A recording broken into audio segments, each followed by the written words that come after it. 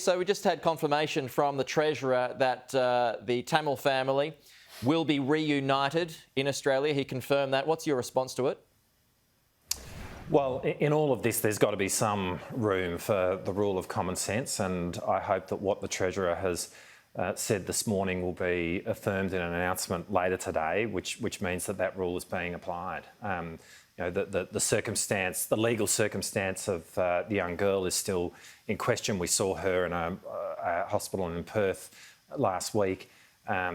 Whatever else, as all of that is resolved, the last place this family should be is on Christmas Island at the enormous expense to the Australian public. So, if this is playing out as the Treasurer has said, then I'm pleased that the rule of common sense is applying. Yep, okay, as you said there, all of those details are going to be confirmed by Alex Hawke in due course. But in what capacity, in your opinion, in what capacity should this family stay? Well, there's still matters before the courts which need to be worked through. Ultimately, that is a matter for the government as to exactly the basis on which this is done. We all acknowledge how complex these issues are and how important it is to have firm rules in place. But in the midst of it, you have ministerial discretion so that there can be the rule of common sense applying, and that's what matters here. And ultimately, whatever the process is, what really matters is the outcome, and we're hopeful that the outcome is as it's being projected. The rule of common sense, though, doesn't apply to smugglers. Do you believe that they will be showing a fair bit of interest in this decision if this family is allowed to stay? Do you believe that there will be an uptick in opportunities for them? No, I don't think so. I certainly understand the question, but I don't think that'll be the case.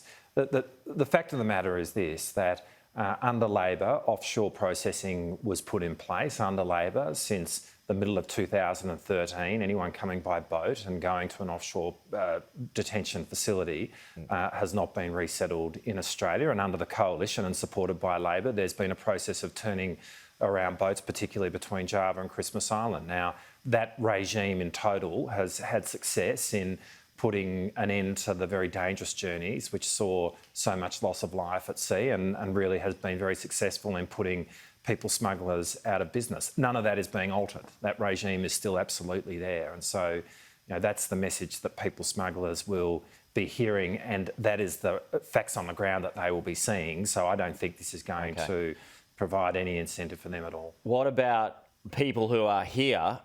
Do you have any concerns that they may try and game the system by having children in detention?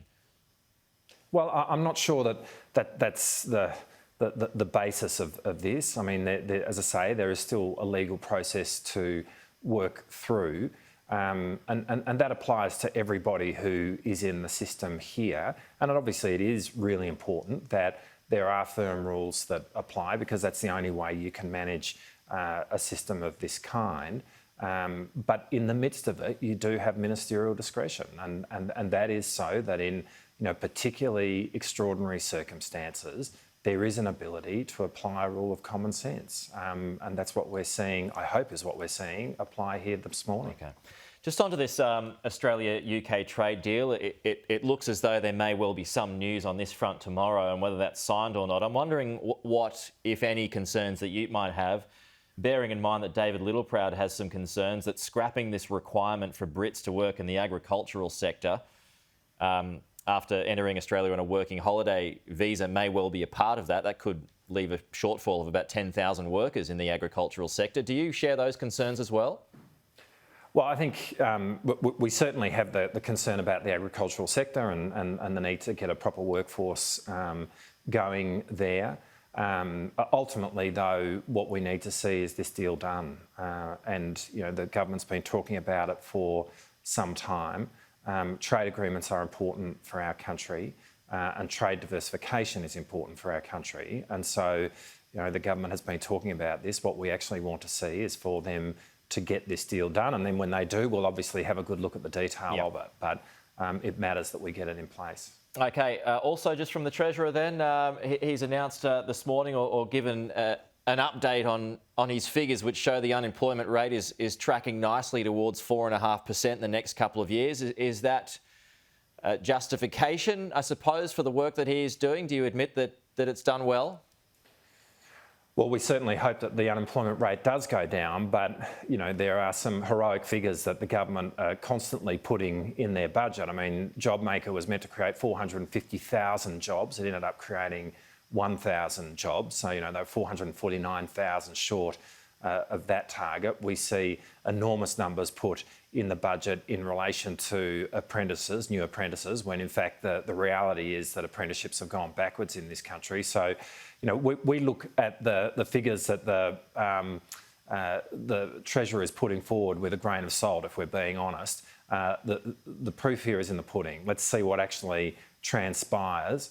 That's the only thing that we can judge this government on. They are very big on making announcements, putting figures out there. The relationship between them and the ultimate reality is often pretty thin. Yeah, but you got to admit, though, I mean, JobMaker aside, the rest of it's done pretty well. Oh, well, we acknowledge where the economy's at, but there's a lot of challenges which still face the economy. And if the government's economic strategy is to engage in a national tour of self-congratulation, I don't think they're going to be particularly applauded by the Australian public.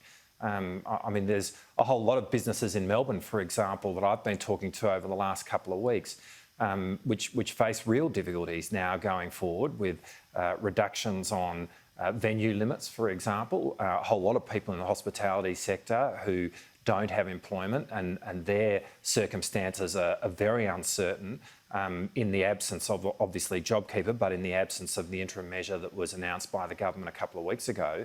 There are challenges. And yeah, we acknowledge that JobKeeper played a critically important role in getting this country through the pandemic.